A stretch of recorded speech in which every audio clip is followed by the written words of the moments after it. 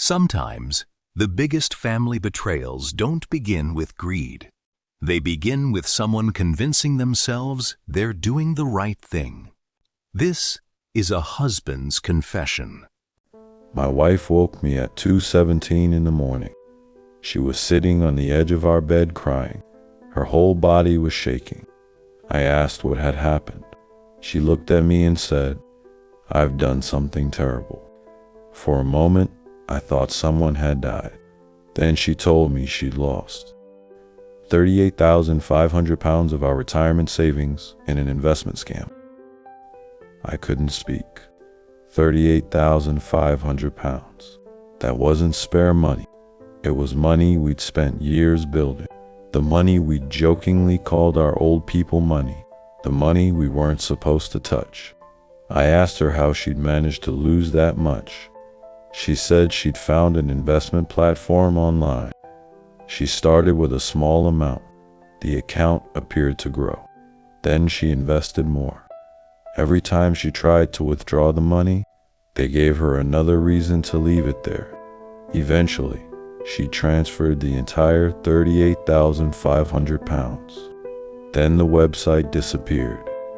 She kept saying she was sorry. I was furious. But she looked so devastated that I couldn't bring myself to shout. I held her and told her we'd deal with it in the morning, and I meant it. I spent the next 3 weeks trying to recover our money. I contacted the bank, reported the transactions, collected every piece of evidence I could find. But during those 3 weeks, something started bothering me. One of the transfers hadn't gone directly to the investment company. It had gone to a personal account first. I asked my wife about it. She told me that was part of how the investment platform processed payments. I believed her, because I had spent 36 years trusting this woman, and because I wanted the scam to be real.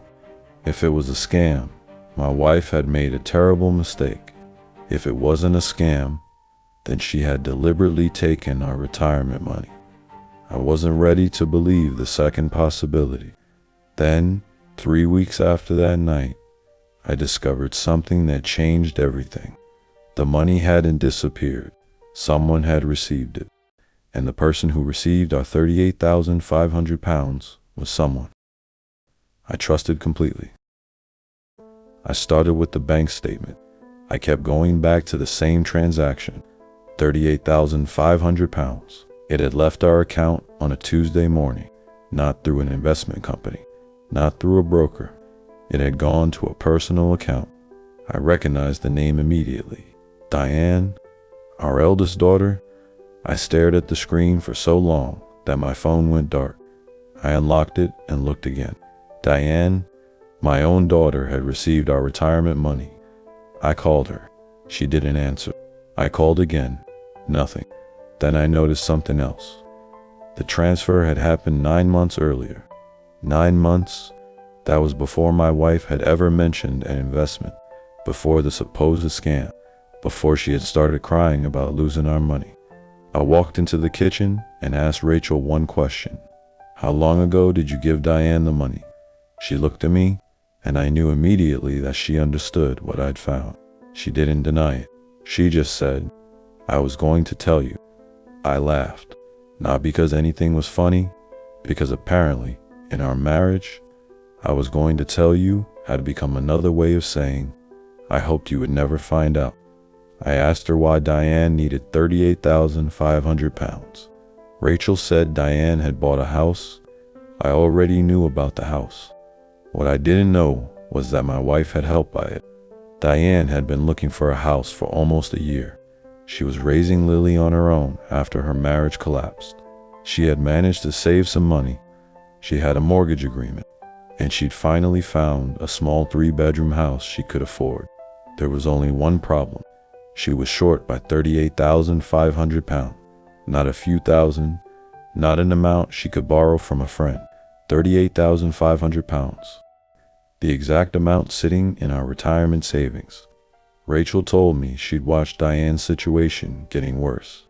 The seller had given her a deadline. If Diane couldn't complete, she would lose the house. and she'd already spent months believing she'd finally found somewhere stable for Lily. Rachel said she couldn't watch her daughter lose it. I asked her why she hadn't come to me. She looked at the floor. Then she said, "Because I knew what you'd say." I reminded her that we'd talked about helping Diane before. I had even suggested giving her £5,000. Rachel had wanted to give more.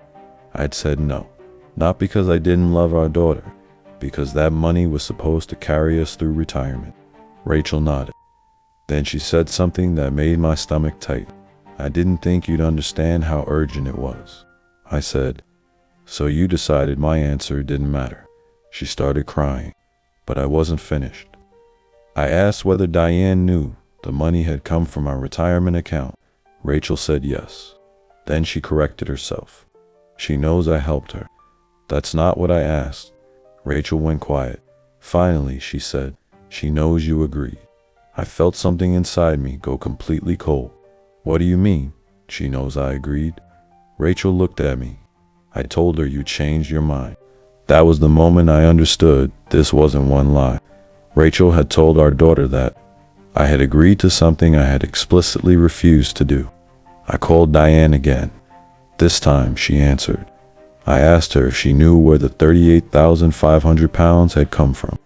There was a long silence. Then she said, "Mom told me Dad agreed." I asked her whether she had ever asked me herself. She started crying. No, she hadn't, because she'd believed her mother.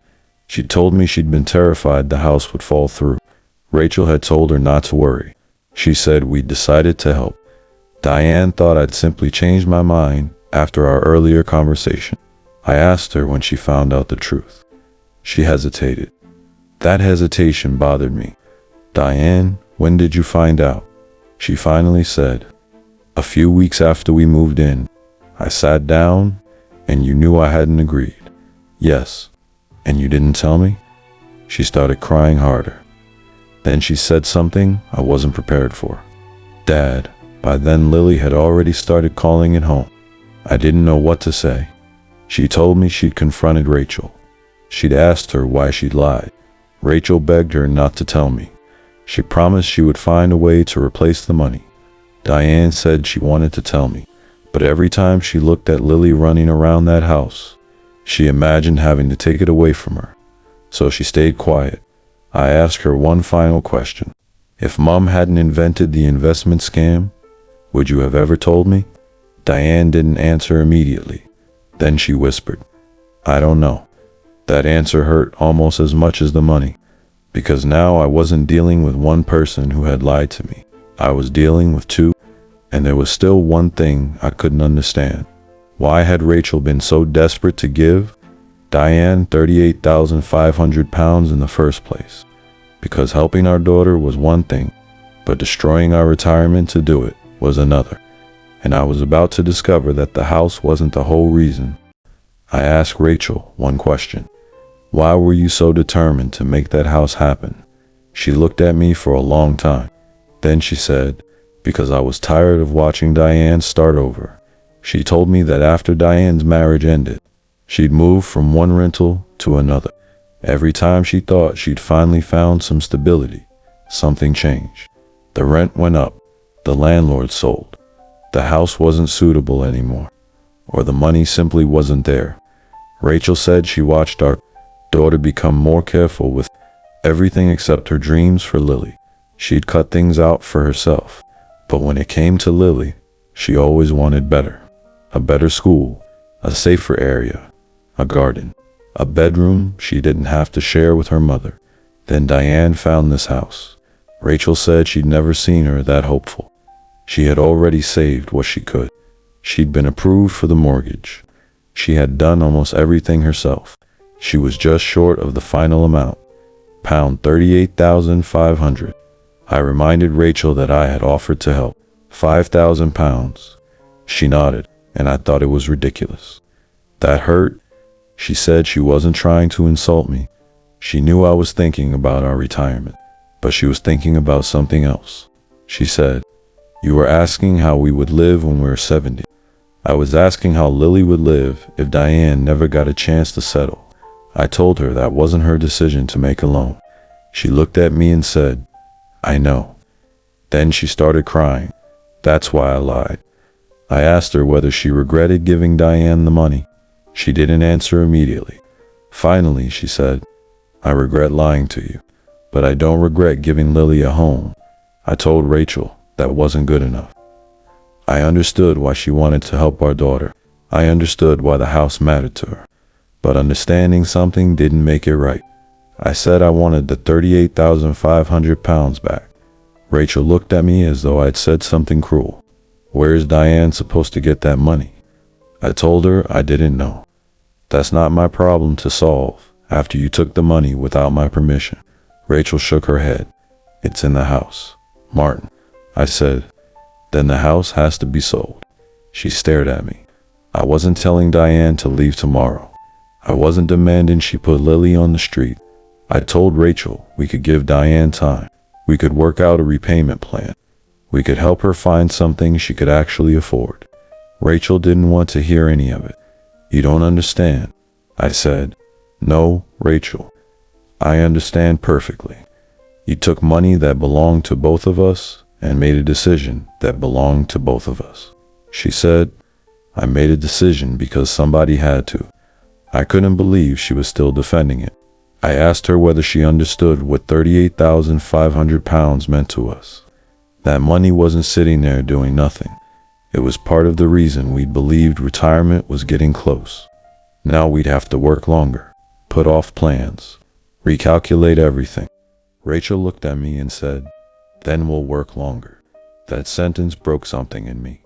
Not because it was impossible, because she'd said it so easily, as though the extra years belonged only to her. 2 days later, Diane came to the house. She didn't come alone. Lily was with her. I hadn't seen my granddaughter since I asked for the money back. She ran toward me, then stopped. She looked at her mother. Diane took her hand. I asked Diane if we could talk privately. She said there was nothing left to discuss. I told her I wasn't trying to punish her. I just wanted back what had been taken from us. Diane said, you want us to sell our home? I said, I want you to repay money you knew wasn't yours. She started crying. Then she said something I will never forget. Dad, Lily finally feels safe here. I looked at my granddaughter. She was standing in the hallway holding her mother's hand. And suddenly I understood what Diane was doing. She wasn't arguing about £38,500 anymore. She was arguing about whether I was willing to become the person who took her daughter's home away. I told her that wasn't fair. She said, maybe it isn't. Then she looked at me and said, but I'm not selling it. I asked her what she expected me to do. She said, forgive Mom. I told her forgiveness wasn't the same as pretending it never happened. Diane looked at Lily, then back at me, and said, then maybe you shouldn't see her for a while. I thought I'd misheard her. What? She said, if every time you see Lily, you're going to think about taking her home away, maybe it's better if you stay away. I told her she couldn't use my granddaughter to punish me. Diane said, I'm protecting her. Then she walked out, taking Lily with her. I expected Rachel to follow me. Instead, she stood in the hallway. She had tears in her eyes. I asked her to stop Diane. She didn't move. I asked, you're seriously going to let her keep Lily from me? Rachel whispered, I'm not letting her do anything. I said, then tell her she's wrong. Rachel looked at me and said, I think she's afraid. I asked what that had to do with me. She said, everything. She told me Diane believed that if she sold the house, Lily would go back to the life they'd been trying to escape. Moving, uncertainty, another rental, another restart. Rachel said she couldn't watch that happen. I asked her whether that meant she agreed with Diane keeping my money. She didn't answer. She went upstairs. 20 minutes later, she came back down with a suitcase. I stared at it. Where are you going? She said. To Diane's. I thought she meant for the night. She didn't say, Rachel, are you leaving me? She looked at me, and for the first time in 36 years, I didn't know what my wife's answer would be. She said, I don't know. Then she walked out. I watched her put the suitcase into Diane's car and drive away. I stood in the doorway of the house. We'd spent 36 years building a life inside, and suddenly it wasn't the money that frightened me. It was how quickly the people I loved had decided that I was the one who needed to be removed from the family. The next morning, Sophie came to the house. She didn't call first. She just knocked on the door. When I opened it, she was standing there with 2 coffees. She handed one to me, then walked inside. She looked around the house. Rachel's things were still everywhere. Her cardigan was hanging over the back of a chair. Her glasses were on the kitchen counter.